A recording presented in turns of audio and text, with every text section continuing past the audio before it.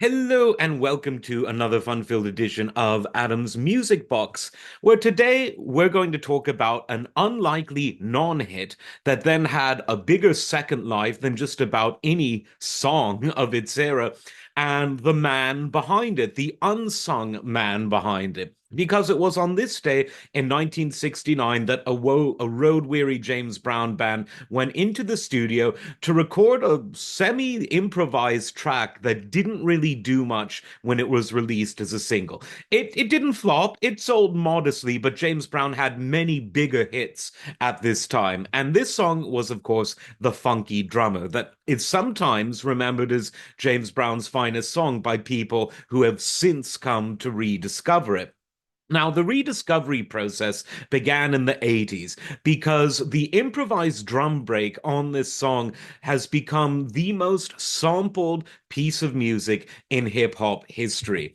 And the drummer behind it was a very soft spoken, very humble, but incredibly talented man called Clyde Stubblefield. Now, Stubblefield ironically left the James Brown band not long after The Funky Drummer was recorded. He had been in the band for 5 years, and far from going on to sort of larger fame, he went back to his hometown of Madison, Wisconsin, and continued to play in and lead bands locally, very respected bands and very popular bands in the sort of jazz and funk scene for the next 40 years. He also played with other major stars in this time, including people like Bootsy Collins, but he was more or less a local guy at that point. Now, the song Funky Drummer, as I said, was largely improvised around a basic riff, a basic beat, James Brown improvising the vocals while vamping on the Hammond organ. And when he called for a drum break, let the drummer have some, Clyde just improvised that famous drum beat over a few Good Gods by James Brown. And that totally unbeknownst to the musicians on that track, would become a foundational sample for the explosive hip hop movement of the 1980s.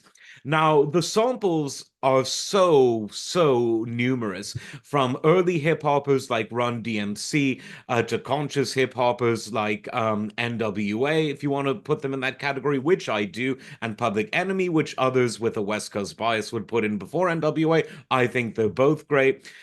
Prince has sampled it. So many people. Later on, once hip hop itself entered the mainstream, it became sampled and referenced by pop artists of all different stripes.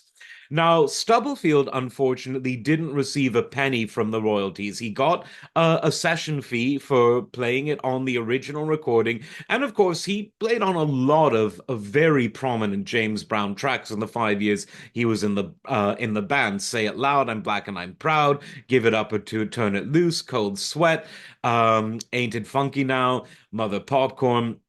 So many big hits, but it was this one, the smallest of all of those hits in its day, that has become the song that has immortalized Clyde Stubblefield among other musicians and artists for the remainder of the 20th and well into the 21st century.